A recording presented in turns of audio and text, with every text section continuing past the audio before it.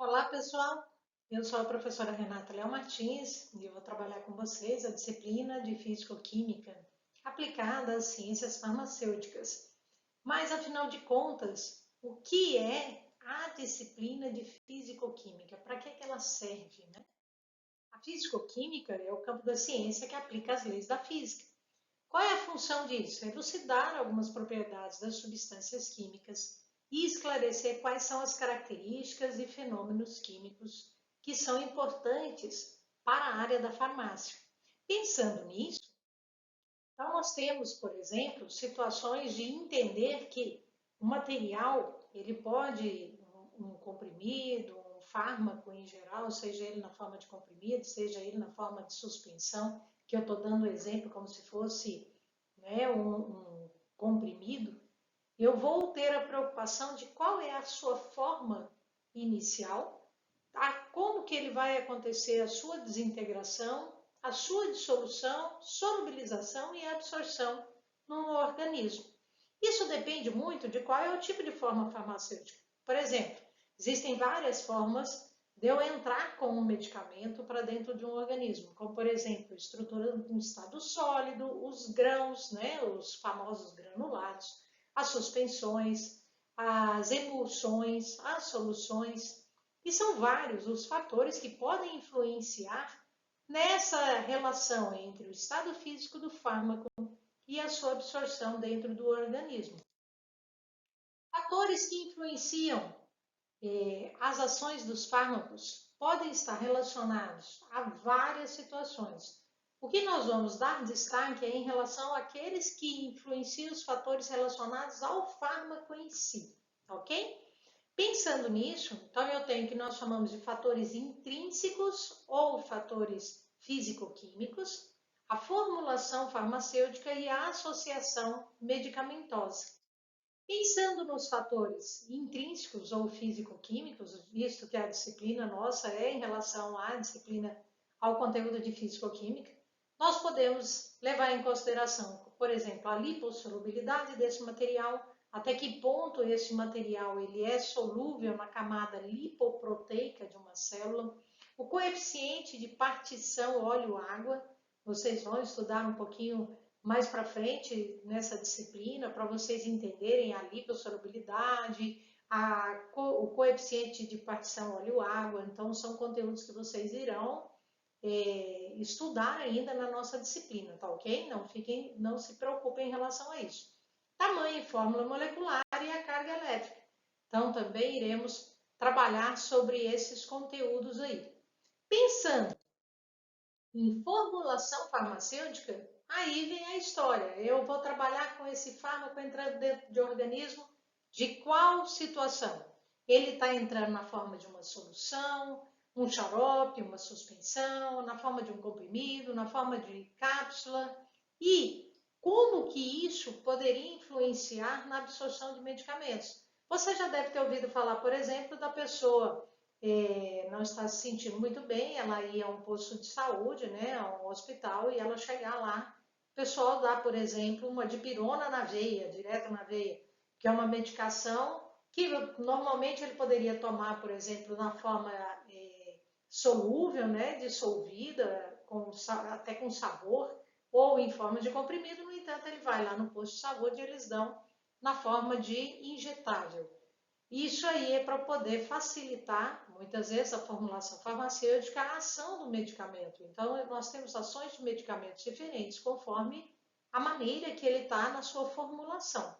Além disso, precisamos pensar no que nós chamamos de associação medicamentosa.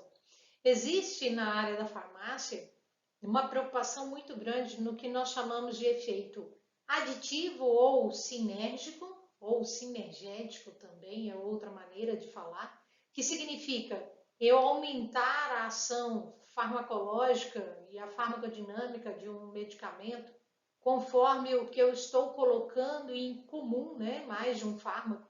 Isso você vê muito em medicamentos que são antigripais, né? Você vê, eu não fazendo propaganda, mas por exemplo, você tomar aí um Superiste, um medicamento que você sabe que até a indústria farmacêutica, para facilitar, eles colocam lá 2, 3 cores diferentes para mostrar para a pessoa, olha, você está tomando uma mistura de medicamentos aqui, então isso ajuda o que a gente chama de potencializar, né? Dar um efeito aditivo ou sinérgico para aquele medicamento.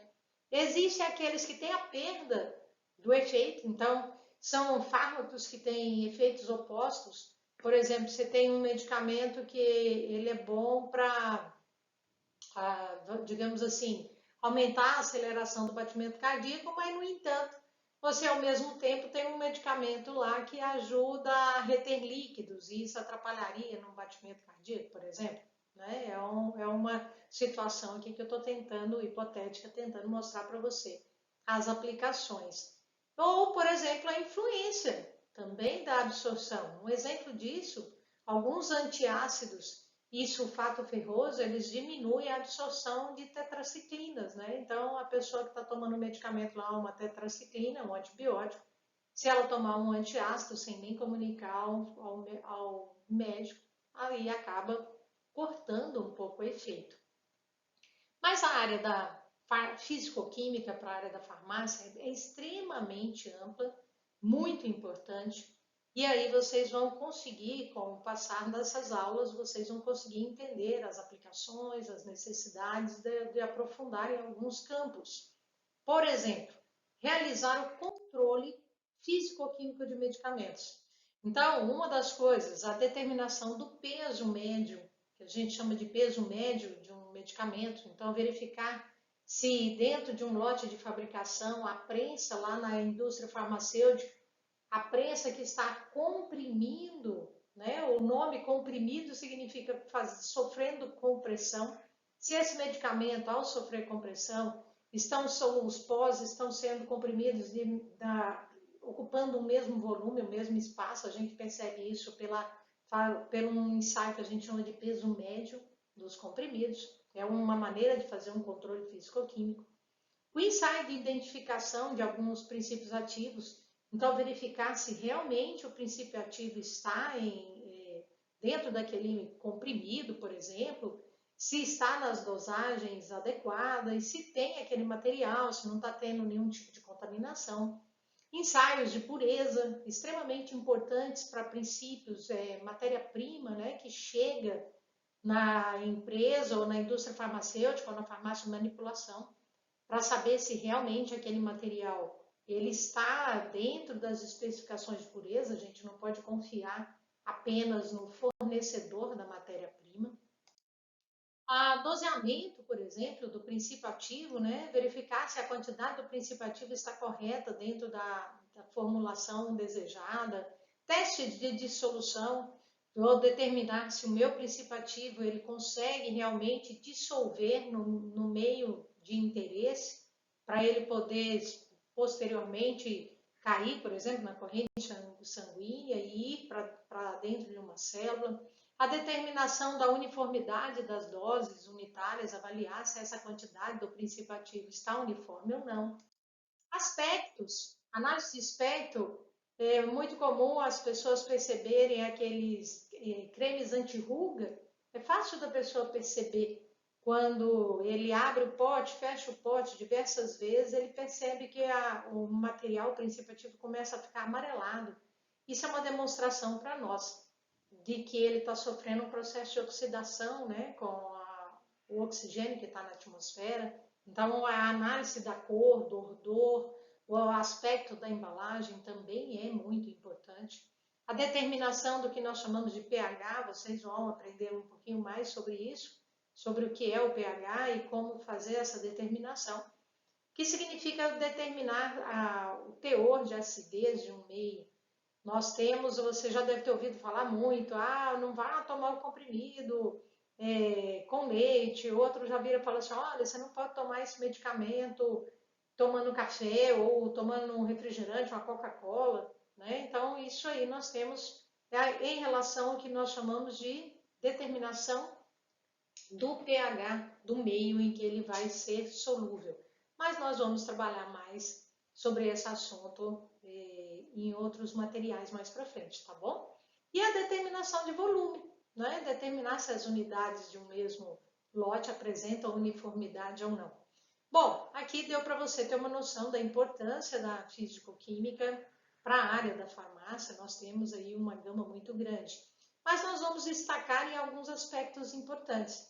Se eu penso em material, em matéria, né, em composição de um determinado fármaco, eu já tenho então que me preocupar com o que são as definições muito importantes para nós, que a gente chama de matéria e energia. Mas afinal de contas, né, na área da físico-química, o que a gente chama de matéria e energia? Como a própria disciplina diz, físico-química, ela então envolve um pouco da física e um pouco da química.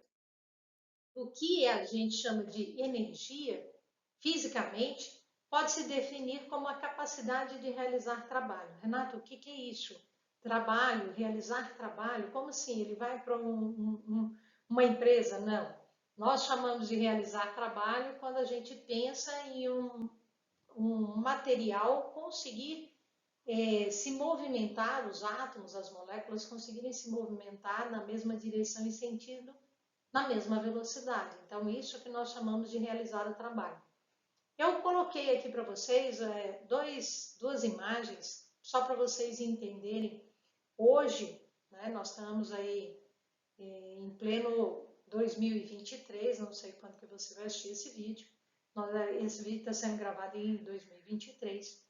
Mas nós temos hoje dois laboratórios, ou também alguns chamam de aparelhos, que são utilizados para tentar entender do que as coisas são feitas. Então, o primeiro dele, que é a figura que está aí no seu canto esquerdo, a figura maior, ele mostra para nós dois aceleradores de partículas. Depois, se você tiver uma curiosidade, um tempinho, dá uma olhada aí na internet, no Google, no YouTube, para você pesquisar um pouquinho sobre esses assuntos, que muitas vezes a gente não vê isso passar no jornal, né, nas redes sociais, não falam sobre esse assunto.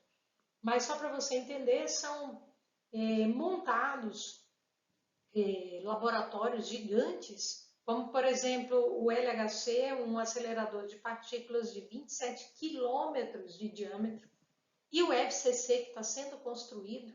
A intenção é que ele entre em ação a partir de 2025.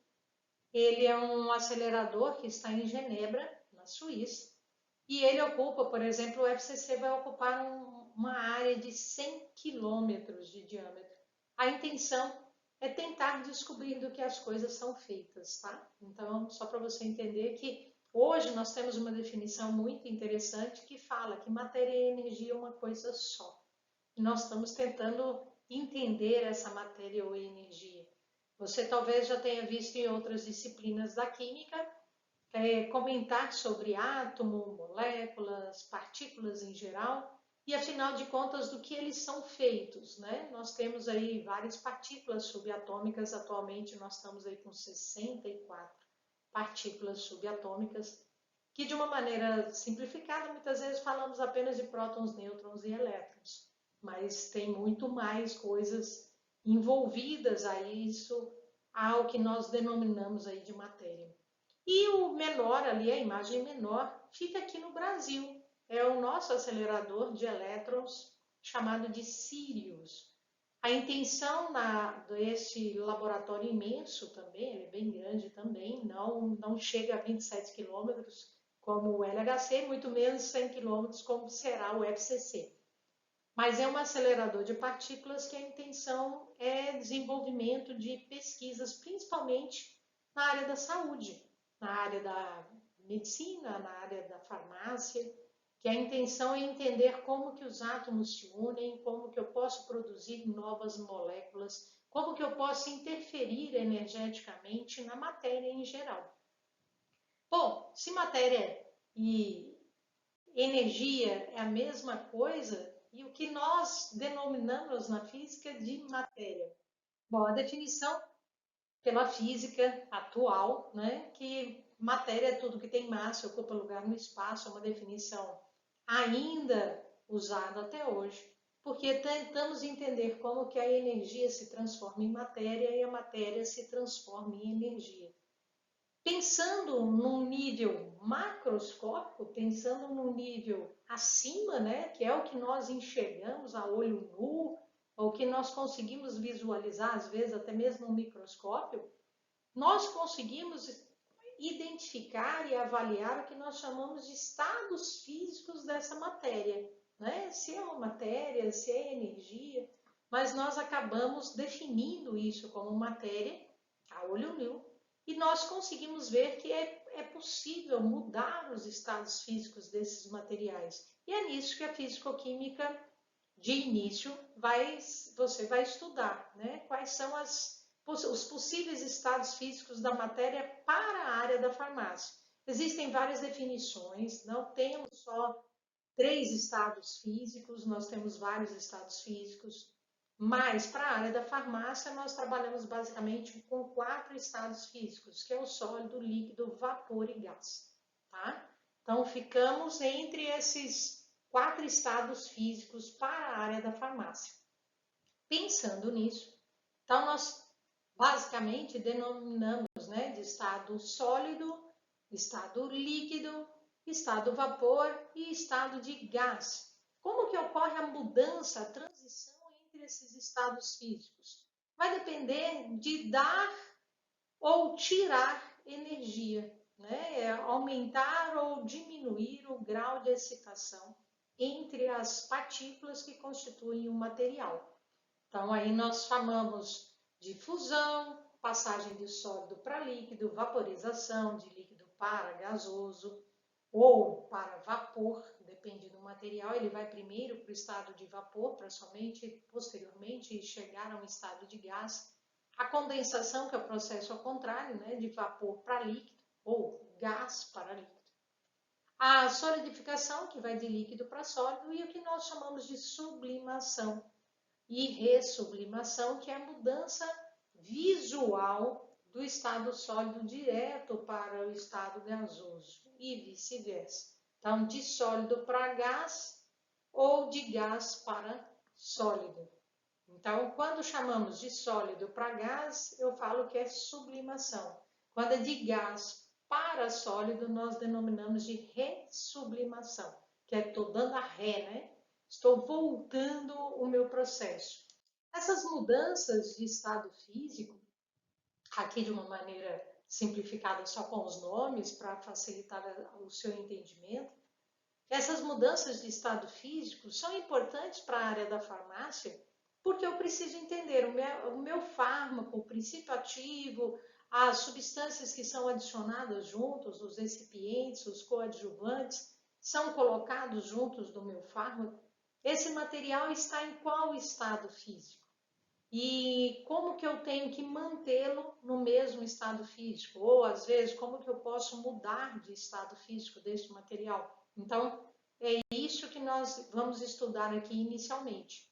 Você já deve ter ouvido falar no que nós denominamos de ponto de fusão e ponto de ebulição.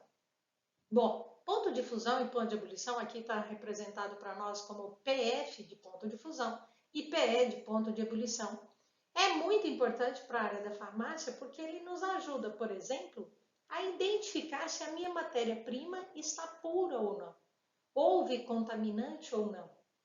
Como cada substância é formada por um conjunto de átomos, né, na sua estrutura, nas suas moléculas, eu consigo identificar facilmente qual substância é ela ou não, se ela está contaminada ou não, pensando exatamente nessa situação. Olha, esse material, se ele estiver com só na sua composição, só o componente de interesse, né, a matéria-prima está pura dentro de um grau de pureza mínimo exigido pela vigilância sanitária e pela Anvisa para a produção do medicamento, ele vai ter um certo valor tabelado de ponto de fusão e de ponto de ebulição. Caso ele tenha contaminantes, por exemplo, ou tenha absorvido umidade na atmosfera, ele vai mudar esses valores. Os valores de ponto de fusão e de ponto de ebulição vão variar, porque eu tenho outras moléculas misturadas. Aqui é um exemplo para vocês entenderem o que eu estou aqui comentando com vocês. Então, por exemplo, ponto de fusão da água, do álcool, do cloreto de sódio, né, o famoso sal de cozinha, eu tenho valores diferentes, tanto para ponto de fusão como para ponto de ebulição, e isso também vale para os fármacos em geral. Então, por exemplo, o ácido acetil salicílico ele tem um ponto de fusão específico e eu consigo usar isso, né? Estou dando um exemplo de um fármaco, e eu consigo usar isso para verificar se, por exemplo, chega um carregamento de matéria-prima para a produção de fármacos, né, de comprimidos que tenham o princípio ativo, o ácido acetil salicílico, dá para eu saber se aquele material está puro ou não, exatamente avaliando, por exemplo, o ponto de fusão. Nós usamos para isso um aparelhinho chamado de fusiômetro. Existe um equipamento de laboratório que facilita nesse controle de qualidade de matéria-prima que está chegando para a formulação. Tanto produto, matéria-prima, como produto acabado, né? O fármaco depois de pronto, antes de ser colocado à venda. Mas o mais legal para a gente entender que esses valores tabelados nos ajudam de uma maneira bem simples. Eu posso fazer uma representação gráfica deste material. Como que eu faço a representação gráfica disso? Nós chamamos de diagramas de fase. Então, eu preciso agora que você entenda como que é o que nós chamamos de diagrama de fase. Diagrama de fase, acompanhe o laser point, eu tenho num eixo a pressão, né? Pressão variando, por exemplo, nossa pressão atmosférica comum é de 1 atmosfera, né? 1 atm, mas ela pode variar dependendo da situação. Por exemplo, quando eu quero preparar um comprimido, eu vou fazer uma compressão, eu vou aumentar a pressão para que as partículas sólidas que estão na forma de pó se juntem, formando uma estrutura sólida, que eu vou chamar de comprimido, né? Dando um exemplo aqui para você entender. E o que nós temos aqui no outro eixo é a variação da temperatura. O que nós chamamos de diagrama de fase é praticamente a junção de várias curvas ou estruturas zonadas. O que é isso? Curva ou estrutura zonada é a divisão entre dois estados físicos. Por exemplo, aqui está de azul a curva de sublimação, que significa a divisão do estado sólido para o estado de vapor de algum material. Aqui é uma matéria hipotética, não coloquei nada em específico para você entender. Então, eu posso dizer que sobre essa curva, ela é chamada de curva ou estrutura zonada, eu tenho os dois estados físicos.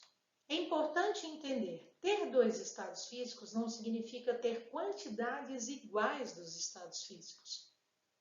Quando eu tenho em cima dos valores, por exemplo, se eu cruzar aqui a informação de temperatura com a informação da pressão de um determinado material, e eu chegar neste ponto ali onde eu coloquei o meu laser point, ali ele está querendo dizer, olha, se o seu material estiver no estado sólido, se o seu material estiver nessa pressão e nessa temperatura, aquele material ele tem sólido e vapor. Como assim? Quanto? Não sei. Eu sei que eu tenho uma parte do meu material está na forma sólida, uma parte do meu material está na forma de vapor. Não indica quantidade, indica que eu tenho os dois estados físicos. Deu para entender? A mesma coisa, por exemplo, a curva ou estrutura zonada de vermelho. Renata, mas aqui está uma reta. Ok, nós denominamos de curva, mesmo sendo reta, tá bom? O nome para a representação é curva ou estrutura zonada. Então, nesse caso aqui, ele está entre o estado sólido e o estado líquido. Então, aqui eu tenho uma segunda, curva de estruturas ou estrutura zonada entre dois estados físicos. E a terceira que está aqui, ó, é entre o estado de líquido e o estado de vapor. Então, repare, eu tenho uma curva ou estrutura zonada, duas curvas ou estrutura zonada, três curvas ou estruturas zonadas. Além disso, é importante entender que a junção de três curvas ou estruturas zonadas apresenta para nós o que nós denominamos de ponto triplo. O que é um ponto triplo? junção entre os três estados físicos. O que isso diz para mim? Diz que exatamente nesse valor de temperatura, neste valor de pressão, eu consigo encontrar os três estados físicos. A quanto de cada material está em cada estado físico? Não sei. Não dá para saber se eu tenho mais sólido, mais líquido, mais vapor, mas eu sei que eu tenho os três estados físicos, ok? E para fechar a explicação, é importante você entender este ponto aqui. Esse aqui é chamado de ponto crítico. Aqui eu coloquei uma representação aqui para mostrar para você que eu tenho uma temperatura específica para cada material, tem a sua temperatura chamada de ponto crítico ou temperatura crítica. O que isso significa? Significa que a partir deste valor de temperatura, mesmo que eu aumente a temperatura, este material não vai se liquefazer, não volta a ser líquido. Se eu mantiver o meu experimento, o meu ensaio, nesses valores de temperatura acima da temperatura que a gente chama de temperatura crítica ou ponto crítico, o meu material vai manter no estado de gás. Só para você entender, o diagrama de fases da água, por mais que muitas vezes no ensino médio te mostra um parecido com aquele que eu acabei de te mostrar, o diagrama de estado físico da água, ele é bem diferente. É esse aqui que eu estou mostrando para vocês. Então, só para você entender, a água, ela só vai entrar no estado de gás a uma temperatura de 273 graus Celsius. Traduzindo, você nunca viu a água no estado gasoso, você vê a água no estado de vapor. Então, você vê a água no estado de vapor quando a água está fervendo, você vê a umidade, ouve, né, falar da umidade relativa do ar, que nada mais é do que a água no estado de vapor que está no ambiente. Então, isso é importante você entender. Nós chamarmos de estados físicos diferentes, né? Ela está no estado de vapor ou ela está no estado de gás. Por exemplo, você já ouviu falar assim, olha, ponto de ebulição da água, é 100 graus Celsius. Bom, ponto de ebulição da água pura, no meu ambiente, se eu estiver a nível do mar, realmente é 100 graus Celsius. Mas isso não significa que a água vai para o estado de vapor apenas 100 graus Celsius. A temperatura que nós chamamos de ponto de ebulição significa a temperatura em que existe um equilíbrio entre a quantidade de moléculas que vai para a atmosfera com a quantidade de moléculas que mantém no estado líquido. Então, é isso que nós chamamos de ponto de ebulição. A água só evapora nessa temperatura? Não. Na sua casa, por acaso, debaixo do varal, você colocou um fogareiro para poder esquentar a roupa para ela evaporar? Não, e a água evapora, a roupa seca no varal e ela não estava 100 graus Celsius. Sabe? Só uma brincadeira aqui para você entender essa situação. Bom, pensando no diagrama de fases da água, observe, olhe o tanto de curvas ou estruturas zonadas. Cada interseção entre dois estados físicos, acompanhe o laser point para você entender. Então, cada pedacinho desse aqui, ó, significa para nós um estado físico relacionado a outro. Então, aqui, por que está escrito número 1, 2, 3? O que significa esses números? Esses números significam o estado sólido diferente, o arranjo sólido diferente. Ué, Renata, a água não é tudo gelo quando ela está no sólido? Então, se você parar para pensar, uma bolinha de granizo não tem as mesmas características nem visuais, né? Que, por exemplo, o gelinho que está na sua geladeira, no congelador da sua geladeira, que também não tem as mesmas características da neve, que não tem as mesmas características de um iceberg. Então, isso é um exemplo que, por mais que a gente ache que gelo é tudo igual, não é? Nós temos vários estados sólidos da água, por isso esses nomes aqui.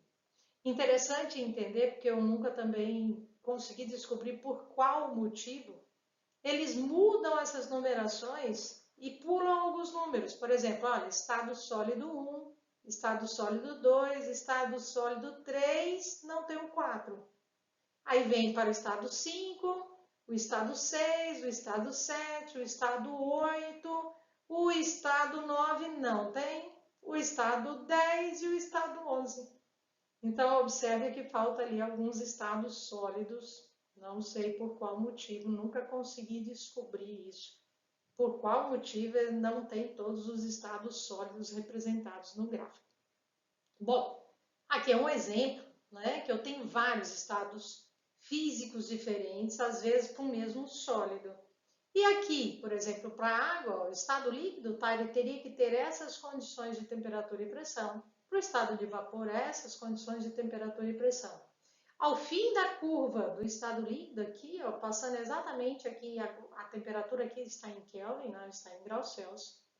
Mas exatamente aqui eu encontraria o que nós chamamos de temperatura crítica, né? Ou ponto crítico. E veja que a interseção de três curvas ou estruturas zonadas, olha quantos nós temos. Dá para nós o que nós chamamos de pontos triplos. Então, para a água, olha o tantão de ponto triplo que a gente tem nesta representação gráfica aqui. O importante é você entender, eu tenho estados físicos diferentes, a estrutura, a curva ou estrutura zonada, ela representa dois estados físicos ao mesmo tempo, não sei em que quantidades. A junção de três curvas ou estruturas zonadas apresenta para nós o que nós chamamos de ponto triplo. E a última interseção entre o estado líquido com o final do diagrama de fase significa para mim que acima desse valor eu teria o estado apenas de gás. Tudo bem? Ok, aqui é outro exemplo. Aqui eu trouxe para vocês um exemplo do diagrama de fases do gás carbônico. O gás carbônico, ele apresenta para nós no estado sólido líquido e no estado gasoso. Nesse caso aqui eu não consigo identificar o que nós chamamos de ponto crítico ou temperatura crítica, porque a baixa temperatura ele já é gás, né? Então observe, com temperaturas bem baixas eu consigo encontrar o gás carbônico no estado gasoso já. Então ele não tem ele não vai para vapor para depois ir para gás. E muitas vezes eu uso esses diagramas para identificar se a minha matéria-prima está pura ou não. Por exemplo, se eu fizer uma representação gráfica de uma determinada substância pura apenas, então ela só tem ela, não vai ter mais de uma estrutura zonada, tem só uma, né? Só tem um material. E eu for representar as mudanças de estados físicos dessa substância pura, eu consigo ver que existe uma certa continuidade de valor de pressão e de temperatura variando, mas a pressão é mantida, quando eu alcanço tanto o ponto de fusão, quando eu alcanço o ponto de ebulição. Isso nos ajuda, como eu disse na físico-química, a identificar, olha, esse princípio ativo está puro ou não. Caso ele esteja contaminado, ele está com uma mistura ou ele absorveu umidade do ar, ele vai ter uma variação do seu valor de pressão na hora que a gente encontra o que nós denominamos de ponto de fusão e ponto de ebulição. Renata, traduz isso para mim. Vou dar um exemplo. Vamos imaginar que eu estou avaliando um carregamento de ácido acetil salicílico que chegou para mim lá na minha empresa, indústria farmacêutica, eu sou o farmacêutico responsável, e eu tenho que identificar, olha, aquele material, ele está puro ou não? A gente consegue perceber isso com facilidade, pegando uma pequena quantidade da amostra antes mesmo do caminhão descarregar todo o lote. Eu vou lá no caminhão, recolho um pouco do material e levo para o laboratório de controle de qualidade.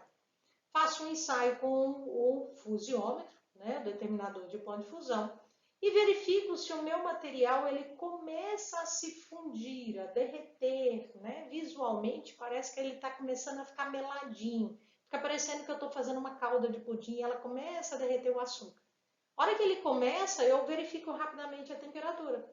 Se a temperatura bater com o de referência, que isso você encontra com muita facilidade na farmacopeia, que é a bíblia do farmacêutico, se ela tiver com o seu ponto de fusão batendo com a referência, com a literatura, ótimo, minha matéria-prima está boa, eu posso pedir para descer a carga do caminhão. Se esse material fundir antes da hora, começar a derreter antes da hora, provavelmente são moléculas de água que estão ajudando a ele a separar uma molécula da outra. Então ele está molhado, ele está com uma umidade, isso não é bom para nós, né? Umidade juntamente com matéria-prima, eu estou pagando água e não estou levando material, sem contar que eu estou ajudando a proliferar micro-organismos em contato com a água. E se o meu material, ao invés dele fundir aquela temperatura, ele demora muito tempo a fundir, a gente consegue perceber que eu tenho outra substância ali que está atrapalhando, está servindo como se fosse uma barreira mecânica, atrapalhando ele a não passar para o outro estado físico. Então, é indicativo que eu tenho um contaminante. Isso aqui é um exemplo que eu estou mostrando para vocês. Bom, mas no final da história, como é que eu mudo de um estado físico para o outro? Né? Como é que eu faço o controle de mudança de estado físico para o outro? Vai depender do que nós chamamos de forças de interação entre moléculas. As forças intermoleculares, elas variam de acordo com o tipo de material que eu estou trabalhando. Então, eu preciso entender qual o tipo de ligação que ocorre entre moléculas, para eu poder entender o tipo de força que está acontecendo ali. Esse slide é um resumo de tudo que eu vou falar para vocês a partir de agora.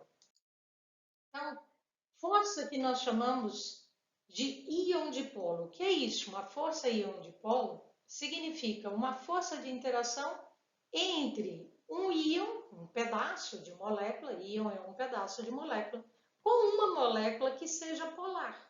Por exemplo, se eu pego o sal de cozinha e deixo ele entrar em contato com a água, ele se dissolve. Você vê que ele dissolve ali na água, ele esparrama em toda a água, você percebe isso. Então, há a solubilidade daquele material, quebrando as ligações entre o Na e o Cl, formando Na+, que é o cátion, e o Cl-, que é o ânion. Isso mostra para mim, então olha com o laser point, é como se o Na+ fosse representado por essa estrutura e o Cl- por essa aqui. E as moléculas de água são moléculas polares, atraem, circundam esses íons. A esse tipo de força nós chamamos de forças de Kisson. Existe outro tipo de força de Kisson também. Por exemplo, a ligação de hidrogênio é uma ligação que nós chamamos de forças de Kisson também. Ela ocorre entre um dipolo permanente e um dipolo permanente. O que é isso, um dipolo permanente? Molécula formada a partir da ligação entre átomos que apresentam diferenças de força. Então, por exemplo, o átomo de oxigênio é totalmente diferente do átomo de hidrogênio e, consequentemente, tem forças distintas. Portanto, por terem forças diferentes, um é mais forte do que o outro, nós chamamos isso de uma molécula polar. Aqui é um exemplo, vou pegar o laser point para você entender, a ligação de hidrogênio, por exemplo, entre várias moléculas de água. Observe, eu tenho a força de atração entre o hidrogênio de uma molécula de água com o oxigênio da outra molécula de água, e assim sucessivamente. A esse tipo de força de Kisson, ela é tão intensa que ela ganha um nome especial. Ela é chamada então de ligação de hidrogênio.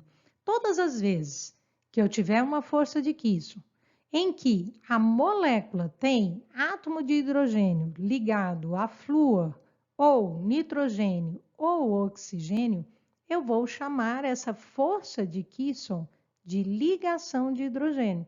Então, o nome correto a ser utilizado é ligação de hidrogênio. Aqui é um exemplo para vocês entenderem, outro exemplo, a guanina ligando a citosina. Observe que na molécula de guanina, que eu tenho um átomo de oxigênio que está sofrendo uma força de atração com o hidrogênio que está ligado no nitrogênio da outra molécula. Então, aqui eu percebo, olha, hidrogênio ligado a nitrogênio, aqui eu tenho nitrogênio ligado a hidrogênio, aqui eu tenho nitrogênio ligado a hidrogênio. Então, esse hidrogênio sofrendo força de atração com o oxigênio da outra molécula. Este hidrogênio sofrendo força de atração com o nitrogênio da outra molécula. esse hidrogênio sofrendo força de atração com o oxigênio da outra molécula. A esse tipo de força, então, nós denominamos de ligação de hidrogênio, porque é uma força de Kisson especial. Eu coloquei um exemplozinho aqui embaixo para você lembrar, tá? Então, o hidrogênio com o famoso FON, flúor, oxigênio e nitrogênio. Na área da farmácia, oxigênio e nitrogênio são elementos muito comuns nos fármacos. São moléculas que existem com muita facilidade, que têm átomos de nitrogênio e oxigênio. Então, você vai ver muito ligação de hidrogênio sendo representada, né, nas forças intermoleculares de fármacos. Forças de Kisson, em geral, elas são denominadas aquelas que apresentam ligação entre dipolo permanente com um dipolo permanente qualquer. Então, a partir do momento que eu pego uma molécula polar, por que essa molécula é polar? Eu tenho átomos diferentes formando a estrutura e eu tenho exatamente uma diferença de força, apresentando polaridade, né? O elemento mais eletronegativo, que é o cloro, puxando o elétron do elemento menos eletronegativo, que é o hidrogênio. Então, essa molécula é polar. A ligação entre essas moléculas nós chamamos de forças de Kisson. Mas só existe ligação entre molécula de polo permanente e dipolo permanente? Não. Existe, por exemplo, o que nós chamamos de forças de Debye. Forças de Debye é quando eu tenho um dipolo permanente ligado a um dipolo induzido. Como assim?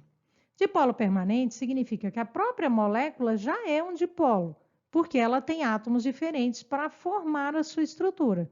Mas aquela que é apolar, quer dizer, formada por átomos iguais, ela não tem diferença de forças quando tem átomos iguais, então ela é considerada como apolar.